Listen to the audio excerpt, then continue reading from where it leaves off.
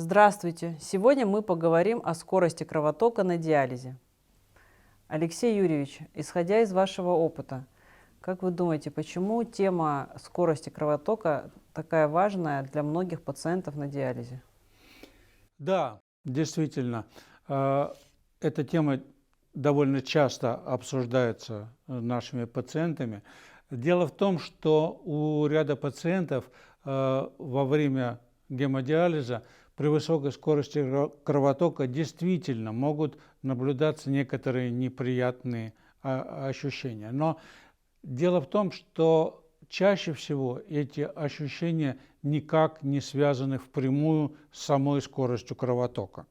Высокая скорость кровотока обеспечивает хорошее очищение крови пациента, что как раз и необходимо для успеха всей диализной программы, для улучшения самочувствия пациента. По артериовенозной фистуле или по сосудистому протезу и в норме без диализа протекает большое количество крови, 600-800 мл в минуту, даже до литра в минуту. И это совершенно безопасно для сердца. Это обеспечивает хороший поток крови в аппарате. Из протекающего через сосудистый доступ, например, 1 литра в минуту, около трети забирается в аппарат, очищается там и возвращается пациенту буквально в нескольких сантиметрах от места забора.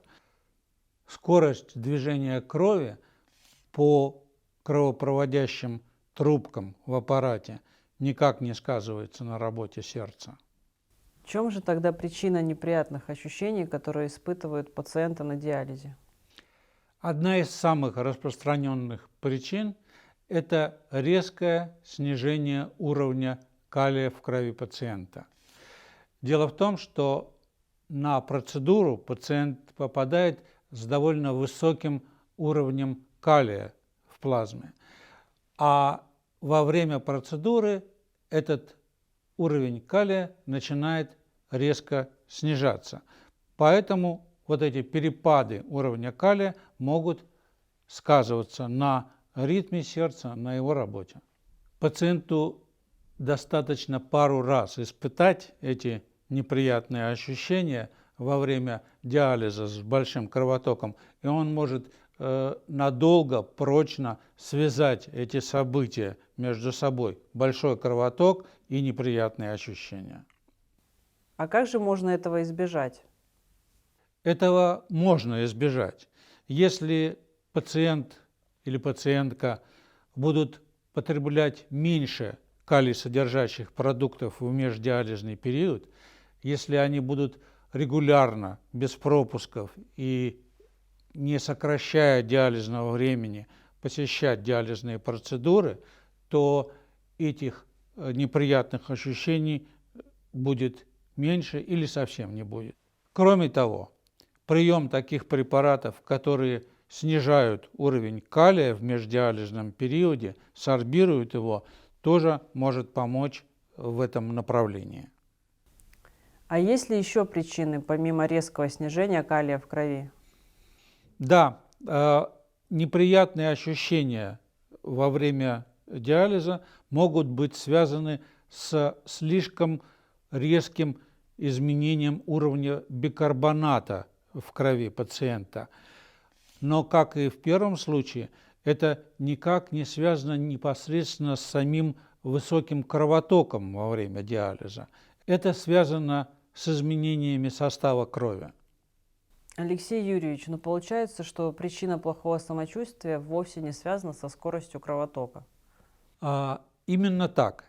Существует несколько причин плохого самочувствия пациента на гемодиализе, не зависящих от скорости кровотока.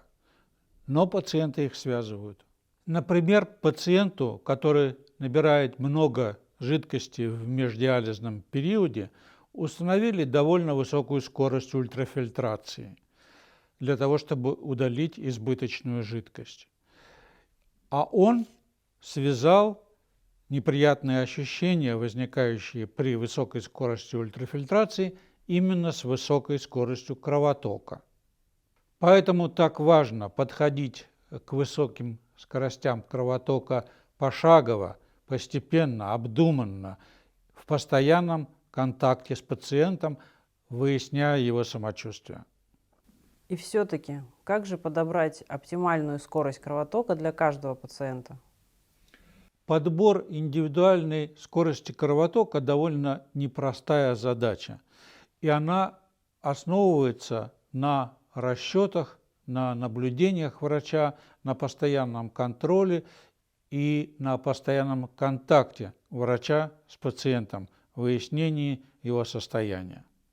Пациенту важно соблюдать рекомендации врача, а врачу важно находиться в постоянном контакте с пациентом, выяснять все нюансы, все подробности его самочувствия. В конечном счете скорость кровотока на процедуре должна быть максимально возможной для достижения полноценного очищения и при этом должна доставлять минимум дискомфорта пациенту как на самой процедуре, так и после нее. Алексей Юрьевич, большое спасибо, что помогли ответить на эти важные вопросы о скорости кровотока.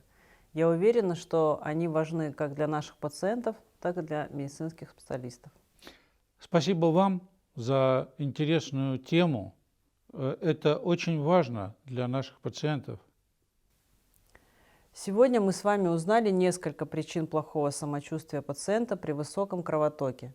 Это высокий уровень калия до диализа, большая скорость ультрафильтрации и высокий уровень бикарбоната в диализирующем растворе. Поэтому важно лечащему врачу и пациенту вместе следить за уровнем калия до процедуры диализа, постепенно повышать скорость кровотока, аккуратно подбирать состав диализирующего раствора и скорость ультрафильтрации.